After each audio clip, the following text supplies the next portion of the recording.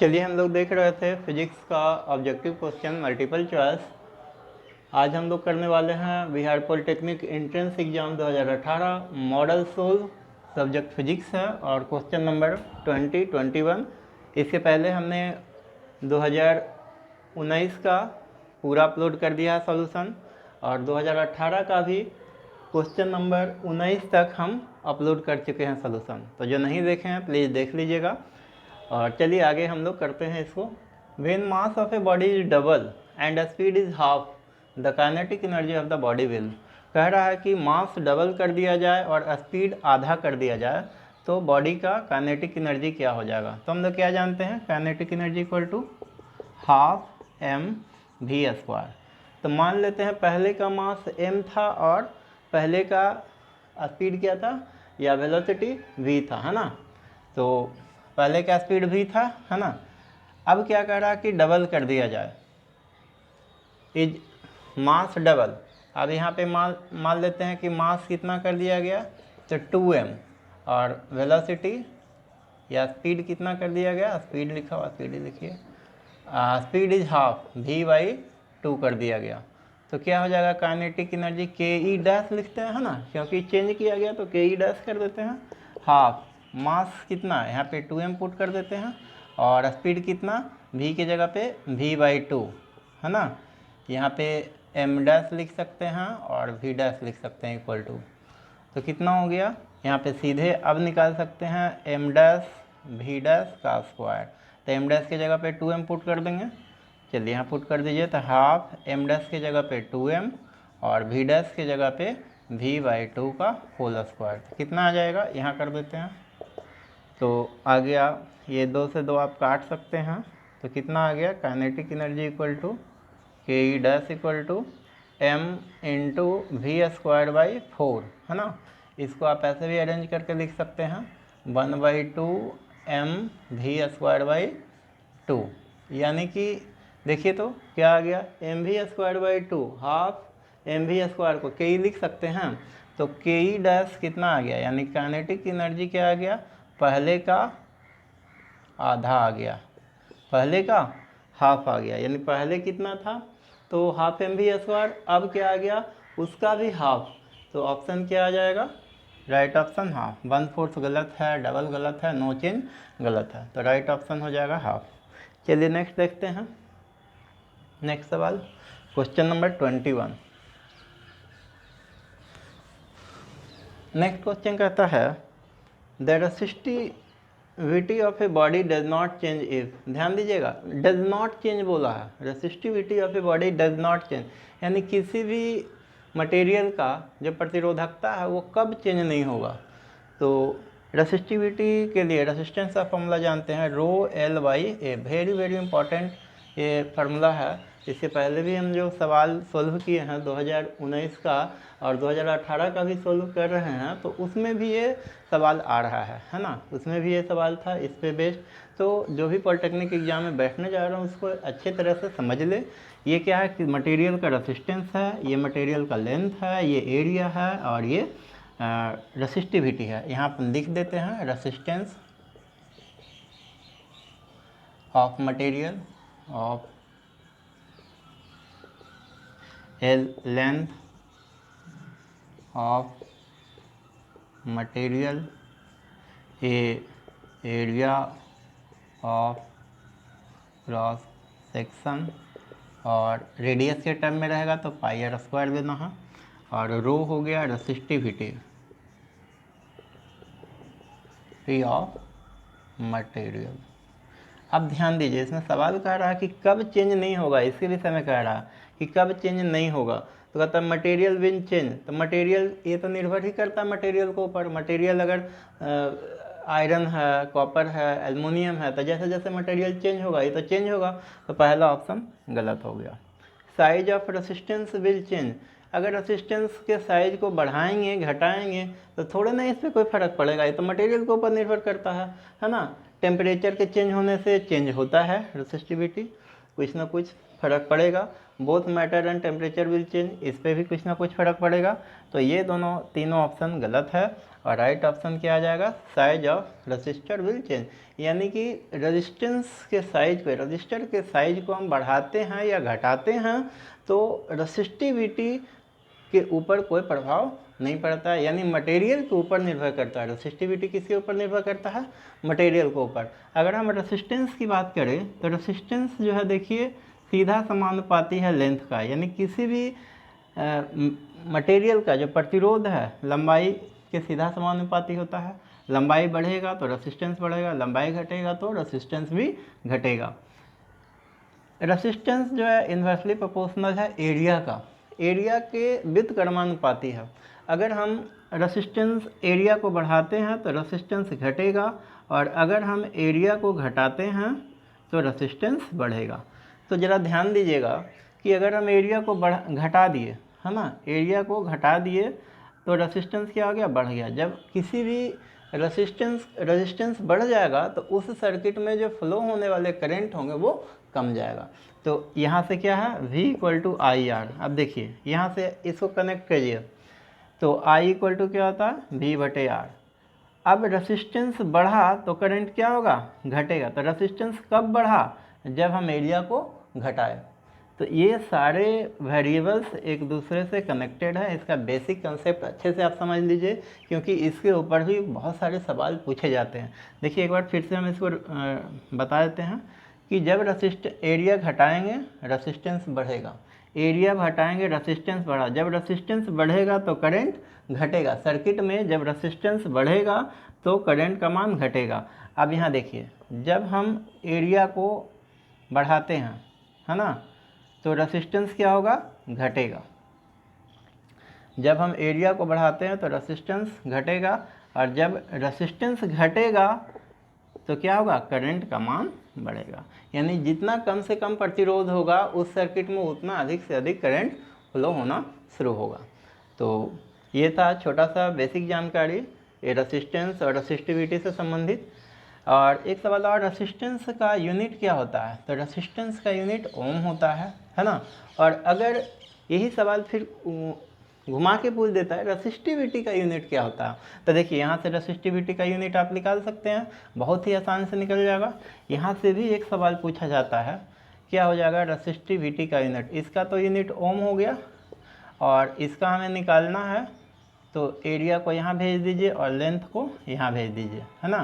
तो क्या हो गया, एरिया का मीटर स्क्वायर और लेंथ का मीटर और ओम रो, मीटर से मीटर कट गया तो रेसिस्टिविटी का यूनिट क्या आ गया, ओम मीटर। 2 मीटर था ना, मीटर स्क्वायर, तो 1 मीटर कट गया तो ओम मीटर। तो ये राइट ऑप्शन आ जाएगा। रेसिस्टिविटी का यूनिट क्या हो जाएगा, तो ओम इंटू मीटर, और सिर्फ रेसिस्टेंस का यूनिट बोले तो ओम। चलिए आगे देखते हैं नेक्स्ट सवाल।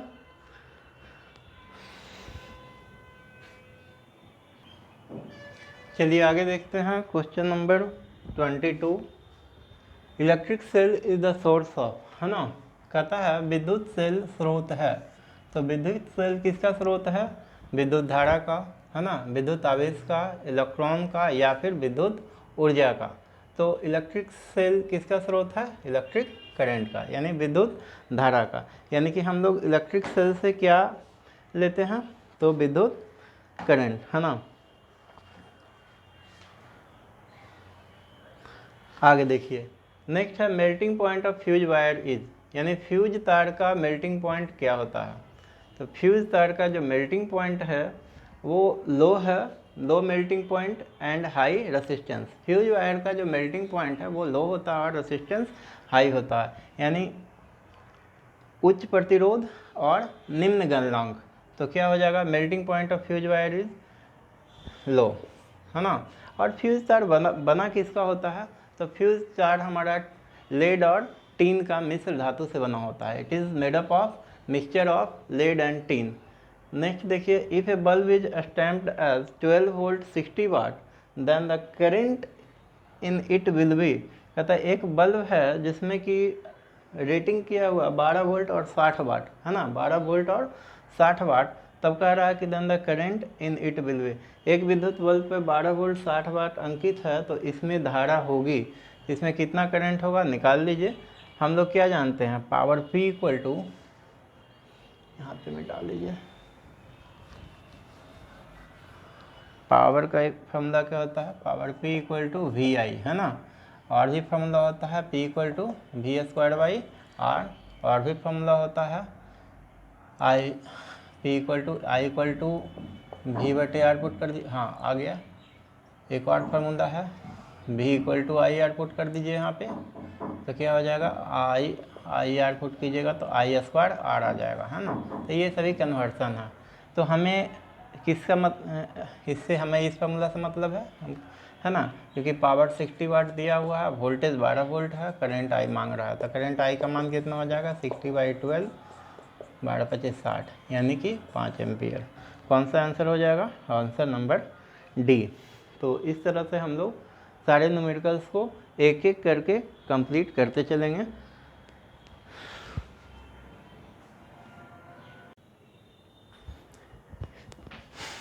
हेलो स्टूडेंट्स, हम लोग देख रहे थे Bihar polytechnic combined entrance 2018 model solve subject physics, और हम लोग 24 क्वेश्चन तक सॉल्यूशन कर चुके थे।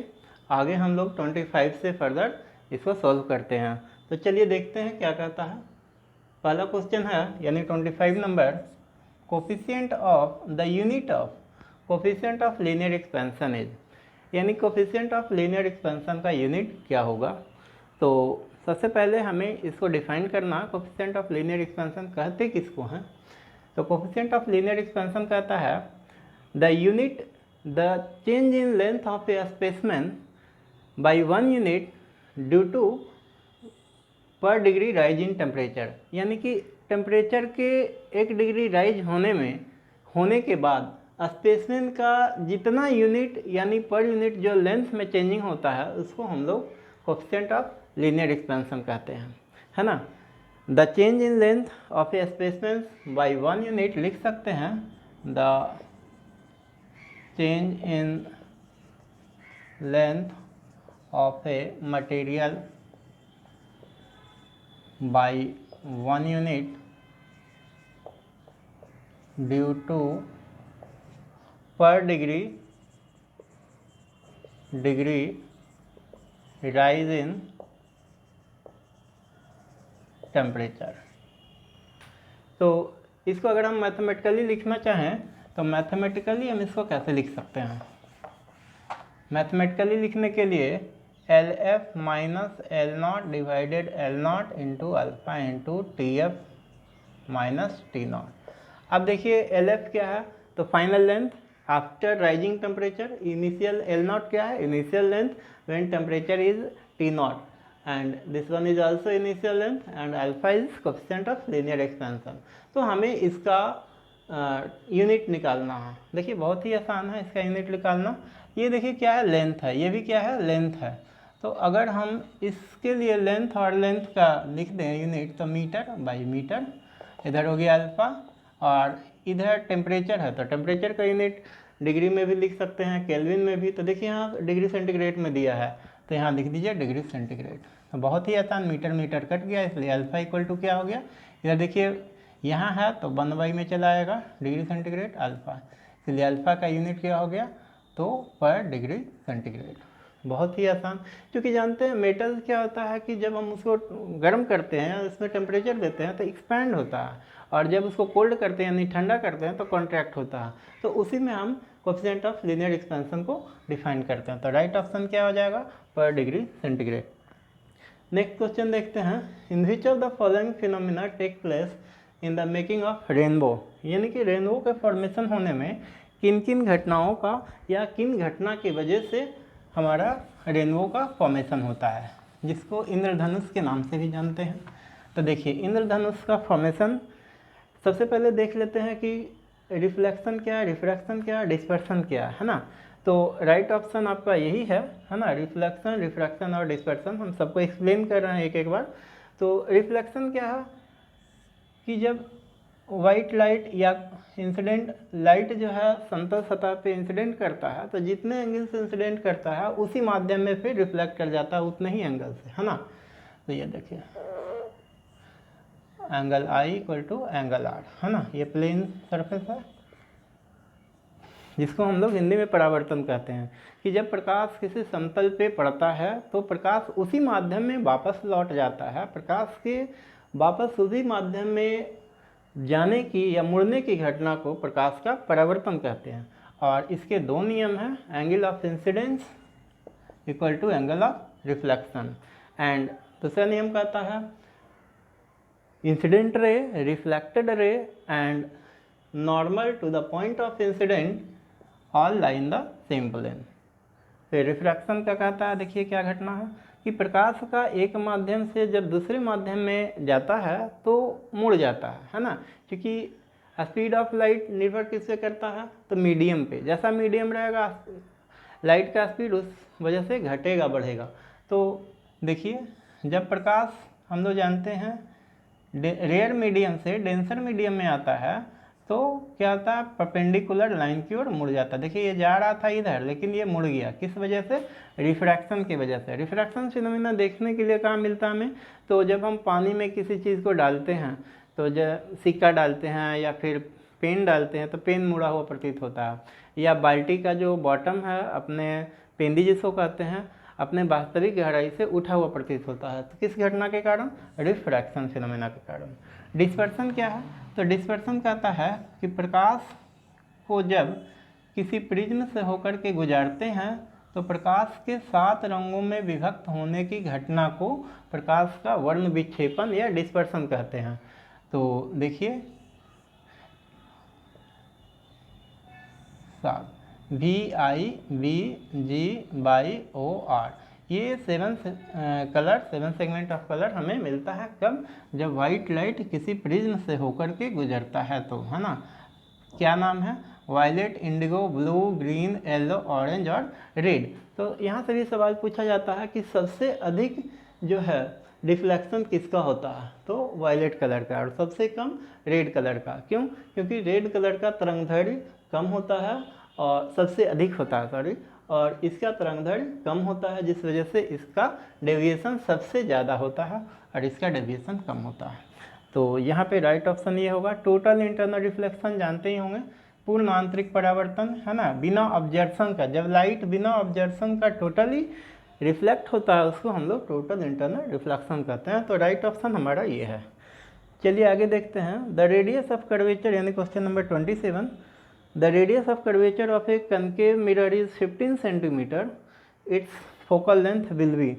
तो ध्यान दीजिएगा, बहुत ही आसान सवाल है। इस तरह के सवाल पूछे जाते हैं तो क्लियर कर लीजिएगा, बहुत ही आसान सवाल है। कनकेव मिरर, मिरर कौन सा बोला, कनकेव, यानी ऐसा होगा मिरर, यानी इसका जो रिफ्लेक्टिंग पार्ट होगा वो अंदर गड्ढा वाला पार्ट होगा ये, है ना, और उभरा हुआ पार्ट कलई किया रहेगा। तो सबसे पहले जब बोला है कनकेव मिरर, तो कनकेव मिरर का फोकस लेंथ पहले देख लेते हैं, नेगेटिव होगा या पॉजिटिव। तो क्या जानते हैं कि यहाँ से लेफ्ट साइड इधर हो गया राइट साइड, तो लेफ्ट साइड जो भी मेजरमेंट करते हैं वो निगेटिव करते हैं और राइट साइड जो भी मेजरमेंट करते हैं वो पॉजिटिव करते हैं। तो हमें क्या दिया हुआ है इसका, रेडियस ऑफ कर्वेचर। तो रेडियस ऑफ कर्वेचर जो होता है यहाँ से यहाँ तक का डिस्टेंस, है ना, C, कितना दिया हुआ, 15 सेंटीमीटर, यहाँ से यहाँ 15 सेंटीमीटर। और रेडियस ऑफ कर्वेचर और फोकल लेंथ में क्या रिलेशन जानते हैं, F equal to R/2, R 15/2, और किस चीज़ में, निगेटिव में। क्यों, क्योंकि मिरर कौन सा, कनकेव मिरर, तो हो जाएगा 7.5। इसका राइट ऑप्शन देख लीजिए कौन है, राइट ऑप्शन डी, यानी -7.5 सेंटीमीटर। चलिए आगे देखते हैं नेक्स्ट 28 नंबर क्वेश्चन। चलिए आगे देखते हैं क्वेश्चन नंबर 28। बहुत ही आसान सवाल है। 1 एंगस्ट्रॉम इज इक्वल टू, तो 1 एंगस्ट्रॉम कितना को कहते हैं, 10⁻⁻10, यानी -10 को 1 एंगस्ट्रॉम। -6 को क्या कहते हैं, माइक्रो, है ना। तो इस तरह से मेरा ऑप्शन राइट ऑप्शन ए हो जाएगा। आगे देखिए question number 29, the relation between focal length and radius of curvature of A spherical mirror. अभी बनाया है क्वेश्चन नंबर 27 जो था इसके पहले, सिमिलर क्वेश्चन है ना। तो F इक्वल टू क्या हो जाएगा, R/2, right option A. Question number 30 देखिए, solar cell transform solar energy into तो सोलर सेल सोलर एनर्जी को किस एनर्जी में कन्वर्ट करता है? Electrical energy, kinetic energy, mechanical energy और थर्मल एनर्जी। तो राइट ऑप्शन क्या होगा?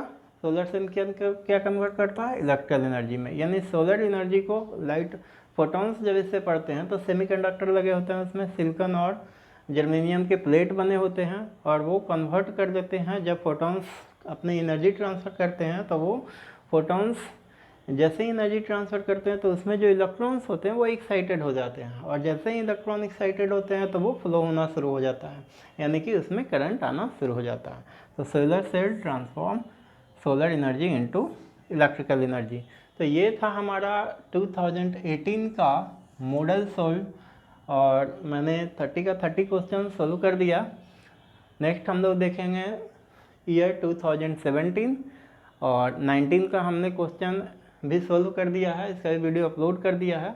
तो जो बच्चे नहीं देखे हैं देख लीजिएगा।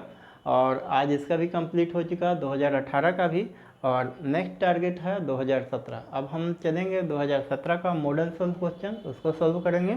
आप लोग वीडियो पूरा देखिएगा और अधिक से अधिक शेयर कीजिएगा, ताकि मैं आप लोगों के लिए रेगुलर कंटिन्यू वीडियो बनाता रहूं। मिलते हैं नए वीडियो में नए जानकारी के साथ। Thank you.